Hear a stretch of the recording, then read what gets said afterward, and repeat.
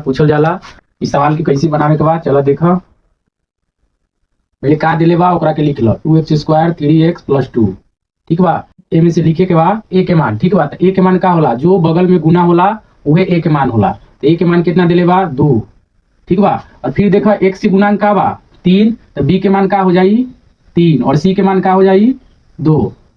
ठीक बा, का निकाले के बाद शून्यकों का योग, का निकाले के बाद शून्यकों का योग तथा गुणनफल निकाले के बाद शून्यकों का योग का होला alpha plus beta. Alpha beta के मान होला मतलब कि शून्य को कै गो निकले वाला है में 2 गो, द्विघात बहुपद वाला तो कै गो शून्य निकली 2 गो निकली। पहला के नाम बा अल्फा, दूसरा का नाम बा बीटा। एक फार्मूला होला -b/a।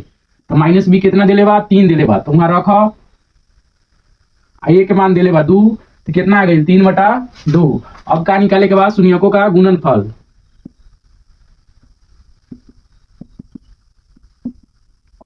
तो गुणनफल के मतलब का होला अल्फा इंटू बीटा होला। एक फॉर्मूला होला c/a। तो c के मान देखा का दिले बा, c के मान दिले बा 2, तो रख द यहाँ 2 और a के मान का दिले बा 2 दिले बा 2 रख द। 2 से 2 गईल, कितना बच गेल 1।